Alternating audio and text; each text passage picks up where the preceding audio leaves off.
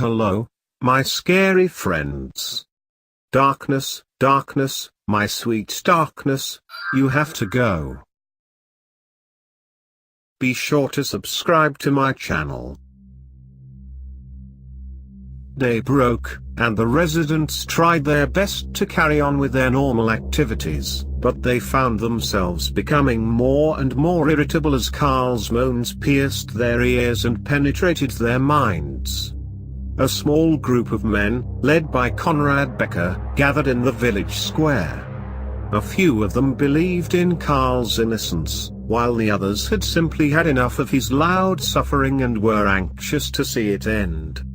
That man should be put out of his misery, Conrad declared with an axe in his hand. The men nodded and hummed their agreement. With raucous cheers, they headed to the wheel. Victor, who was preparing his uncle's tavern for the night, heard the unfolding scene and went outside just in time to see Conrad lift the axe above his head, poised to strike down on Carl's skull. Even from across the way, Victor could see Carl's muscles relax, relieved that a finishing stroke was only moments away.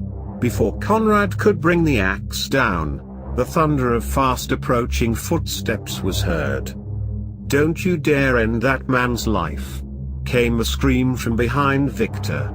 It was Hans Stein, a prominent village leader who had sat on the council that had found Carl guilty of lycanthropy. He was accompanied by several other men. "Can't you see what's in front of you?" Conrad protested as the second group made their way toward the well. He hesitantly lowered his axe. "Look! This is no longer a man, but a miserable wretch. Have you no mercy?"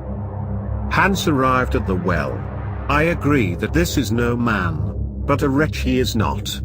He's a wolf, and God or the devil will take him when they're ready." Conrad gave a once-over to the tortured man in front of him. Flies buzzed above the rotten flesh on Carl's legs.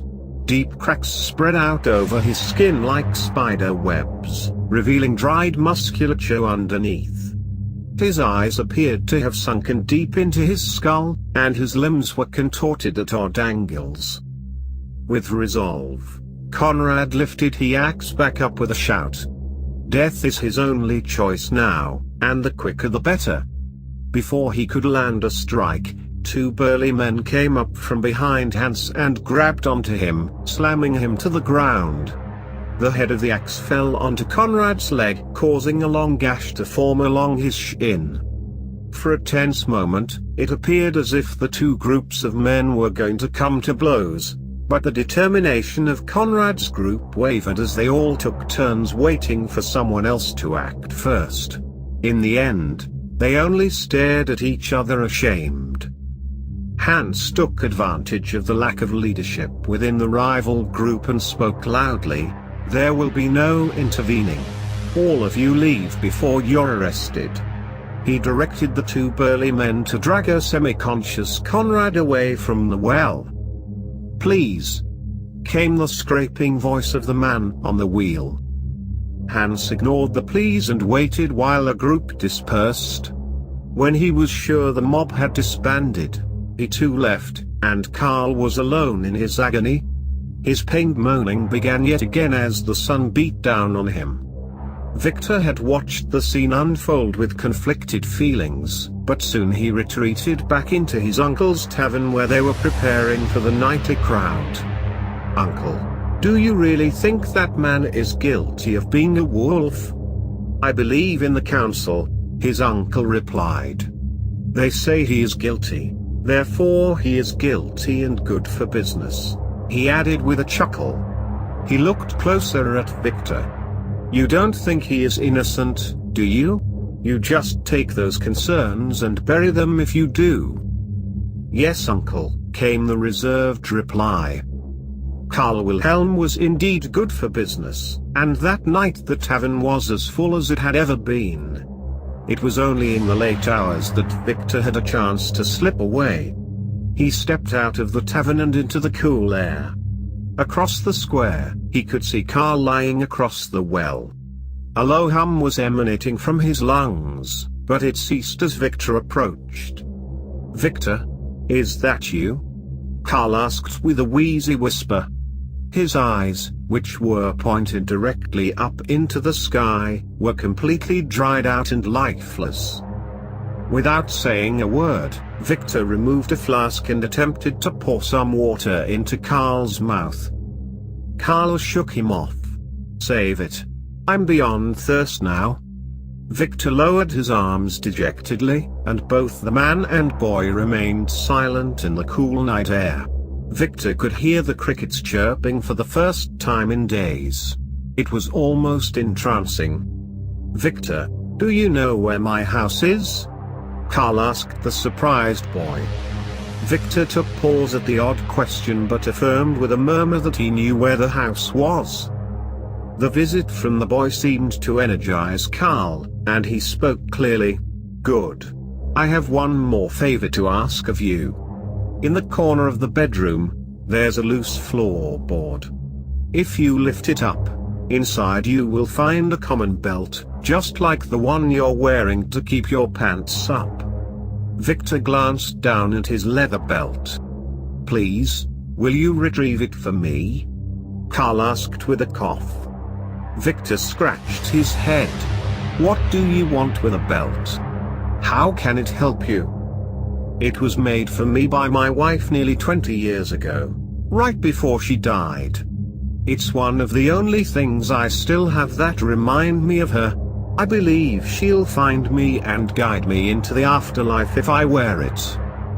The boy looked at the pathetic man in front of him who wanted nothing more than to die, then glanced back at the tavern, where the libations were still flowing freely and he knew he was needed. "I can't leave right now." The sounds of vigorous arguing filtered through the walls of the tavern and littered the night air. Carl allowed the sounds to envelop him before speaking. "I promise, those men inside won't be angry with you." Then, Carl sweetened the deal. "There are some gold coins hidden alongside the belt. They can be yours." Victor considered his options. He knew his uncle would be upset if he was gone too long, but the promise of the coins intrigued him. "I can get it for you later tonight," he offered. "I've waited here long enough, Victor. My house is only minutes away if you run fast." The moon shone down upon the two of them as Victor finally agreed to the request. He wasted no time as he bolted off. His feet carried him quickly to the outskirts of the village, and then beyond. Down the trail, he ran as the trees and thickets grew denser around him. Soon he found Carl's farmhouse, which had been abandoned since his jailing. He pushed on the front door, which creaked as it slowly opened. The house was completely dark inside, which forced Victor to inch his way to a window and push aside the ratty curtains. Bits of moonlight streamed into the room, barely enough for him to see. He crept further in until he made it into the back room of the home. The rickety floor bent under his weight as he shuffled to the only unfurnished corner in the room. He knelt down to feel for a loose floorboard while the smell of dust kicked his nose. He methodically felt each board until a loose one moved in his fingers. He eagerly moved it out of his way and jammed his hand down into the murky hole. His fingers felt the belt immediately. He pulled it out and put his hand back inside, looking for the gold coins which he'd been promised, but he felt nothing more within the hole. Disappointed, he reached further in, feeling along the dirty crevices. There was only emptiness. Victor knelt in the darkness, mulling over his situation. Had Carl lied to him about the gold? He wondered, or had someone already come along and taken it?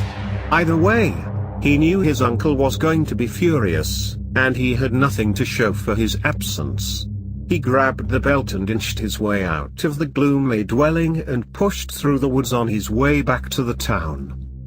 He arrived back at the village square out of breath and exhausted. On his run back, he'd made the decision to bypass Carl and return directly to the tavern, but as he approached, The renewed moaning from atop the well gave him pause. He still had sympathy for the tortured man. The moaning stopped as Victor approached. "Do you have the belt?" Carl asked. There was no gold. The boy sputtered. "I'm sorry. I lied to you about the gold," Carl replied between obvious bouts of suffering. "I had no choice." Disillusionment crept along Victor's face. "Please forgive me, Victor. I ask one last thing: if you put the belt around my waist." Victor, who only wanted to go back to the tavern, decided to give the man his one last request and then be done with him for good.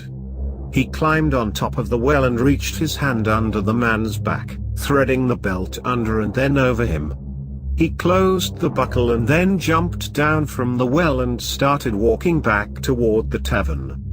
"Victor," came the suddenly much stronger voice of Carl Wilhelm, "have you thought much about the advice I gave you?" The boy stopped in surprise at how much stronger the man sounded. He ran through his previous conversations with Carl, shades of grey, forgiving past transgressions. He wasn't sure what it all meant. "You see, Victor, I was a good man, but I still wanted to see Walter Ernst dead. He attacked my wife many years ago and never paid for his crimes. He was too close to the village council." Victor returned to the well and noticed that Carl's eyes were no longer sunken into his skull. In fact, his entire face looked much healthier. "So I called to the devil, and it took years, but he answered. I wanted Walter Ernst to pay for his deeds in the most horrible way." Carl's deflated muscles began regaining their form. "It was he who gave me the belt, not my wife. Again, I'm sorry I had to lie to you." Victor took a step back as he saw the broken bones in Carl's legs straighten out and heal. Carl continued, "And when the deed was done, I was ashamed of myself because I had killed his daughter too. When they came to arrest me, I allowed it. I could have gotten away." The wheel began cracking under the strain as Carl's growing limbs pushed against its rim. Carl's voice grew deeper. "And I laid there for days, waiting for a death that refused to come. It finally became apparent to me that God won't have me, and the devil thinks I still have more work to do." In the moonlight, it appeared to Victor that Carl's very face seemed to be contorted into something different. "So I'll do his work." Coarse gray hair began growing upon his body as Victor sat frozen in fear. Carl's voice had attained a deep, animalistic growl. "You've done me one last favor, and as before I can only repay you with advice." He turned his head and stared at the boy. His eyes were yellow. "Run." Victor fell backward onto his bottom and crawled away. When he heard the wooden wheel begin to break apart, he finally stood up and heeded the advice, running away beyond the boundary of the village. The wagon wheel splintered to pieces as the man attached to it doubled in size. His body contorted to a wolf shape as he stepped down from the well and howled.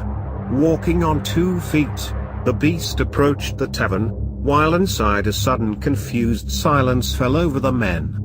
For the most part, they were the same ones who had laughed at Carl, the same ones who had spit and pissed on him, the same ones who had allowed his suffering to go on unabated. Carl owed them for 5 days of torture and agony, and as he entered the tavern through its only door, the single thought on his primitive mind was that he should never let a debt go unpaid.